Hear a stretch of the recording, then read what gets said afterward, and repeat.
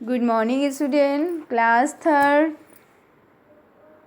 मैं आपको आज पढ़ाने वाली हूँ हिंदी लिटरेचर, और हिंदी लिटरेचर में आपका टर्न है। हिंदी लिटरेचर में आपका चैप्टर है चैप्टर 5, पौधों में जीवन है। तो सभी बच्चे जानते हैं और सभी लोग जानते हैं कि पौधों में जीवन होता है, क्योंकि अगर जब हम पौधों को वहाँ से काट देते हैं तो वो मुरझा जाते हैं, यानी मर जाते हैं। ठीक है, और पौधों को काटते हैं तो उसमें पानी टपकता है। इसका मतलब है कि पौधों में जीवन होता है। पौधे सांस लेते हैं और वो अपना जो भोजन होता है वो सूर्य की किरणों से और जल से बना लेते हैं। ठीक है, तो हमारा जीवन जो है पेड़ पौधों पे ही निर्भर होता है। तो हमें ध्यान रखना चाहिए कि हमारी तरह उनमें भी जीवन होता है।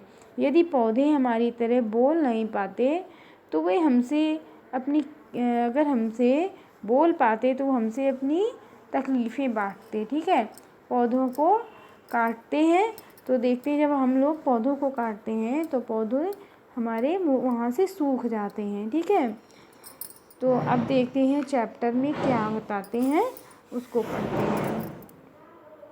हम लोग फूल तोड़ते हैं, फूल लगा रहता है तो कैसा सुंदर लगता है, और तोड़ देते हैं तो मुरझा जाता है। इसका मतलब पौधों में जीवन होता है। ठीक है, अब देखते हैं क्या बताते हैं।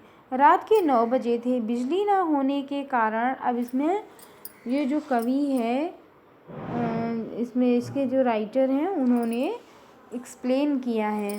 क्या कहते हैं देखते हैं। सभी आंगन में बैठे बातें कर रहे थे। अचानक काजल क्यारी की बेल पकड़कर हिलाने लगी। तो माँ ने मना किया, बेटी नहीं, इस समय पौधों को नहीं छेड़ना चाहिए, पौधे सो गए हैं। पौधे भी कहीं सोते हैं, काजल हंसी और डाली को हिलाती ही रही। हाँ बेटी, पौधे भी हमारी तरह सोते और जागते हैं, सांस लेते हैं। अब बेल को हिलाना बंद करो, पिताजी बोले। नीरज को अपने पिताजी की बात रुचिकर लगी। वो झट से अपनी कुर्सी उनके पास खींच लाया और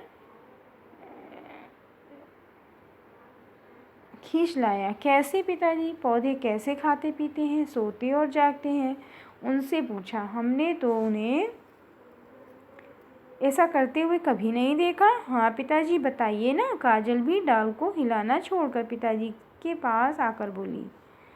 पिताजी बताने लगे, पहले सभी लोग ये समझते थे कि पौधे निर्जीव होते हैं, किंतु बाद में वैज्ञानिक प्रयोगों से सिद्ध हो गया कि पौधों में भी जीवन होता है। वे भी खाते पीते और सोते हैं।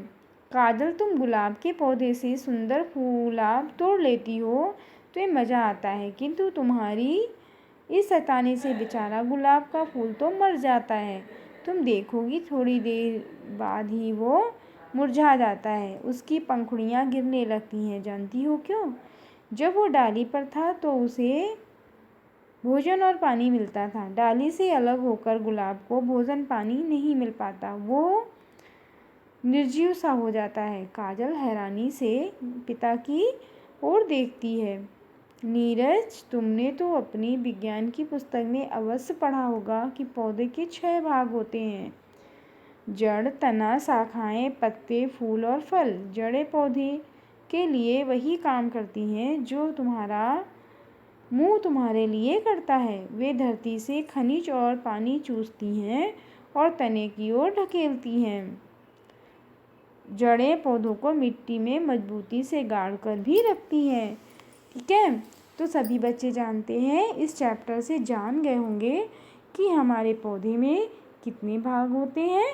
हमारे पौधे में जड़, तना, शाखाएं, पत्ते, फूल और फल, इतने भाग होते हैं। ठीक है, तो आप सभी जानते हैं कि पौधों में जीवन होता है।